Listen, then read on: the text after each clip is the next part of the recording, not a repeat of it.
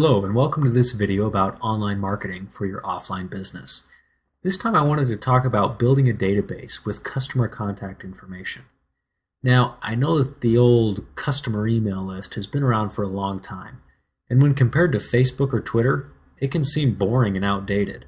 The truth is, a well-manicured and properly groomed customer email list can be one of your most effective marketing tools.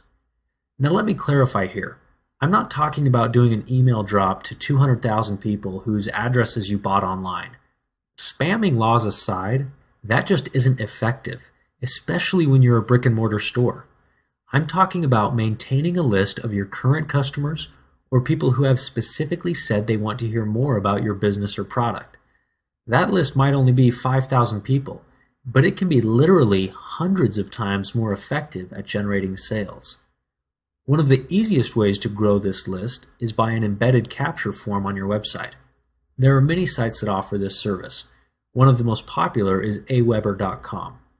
There you can create the forms you want, easily generate the code to embed into your website, and manage your list.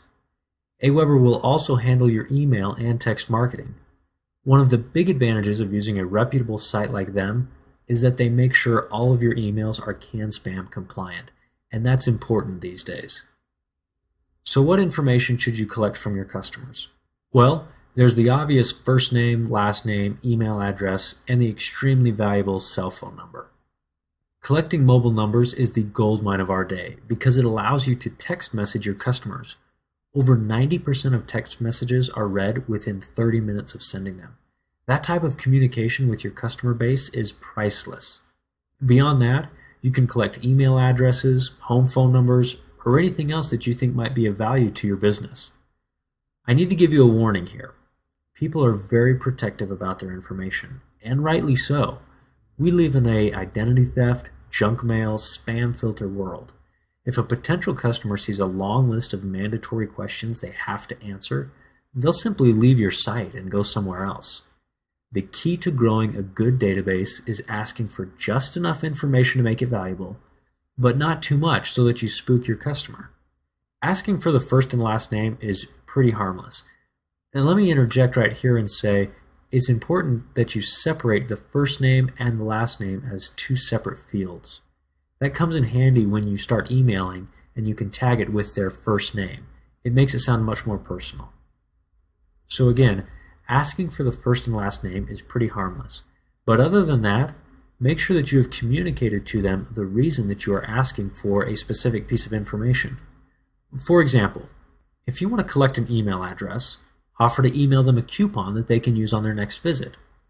If you want to collect a cell phone number, let them know that you offer first-come, first-served giveaways via text messages. The point is, people need to be reassured that giving you their personal information will benefit them, and the sooner they see that benefit, the better. So now that you have your customers' information, what should you do with it? The most important thing is to resist the urge to overuse it.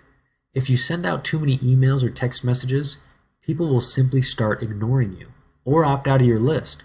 Worse yet, they'll complain to your list manager, like Aweber, and your account could be disabled. The general rule of thumb is to only send out a message when you have something to offer that will benefit your customers. Well, that's it for this video. If you don't already collect your customers' information, now's a great time to start. As always, you can talk to an online marketing professional for tips on ways to improve data collection and customer interaction. Thanks very much, and we'll see you on the web.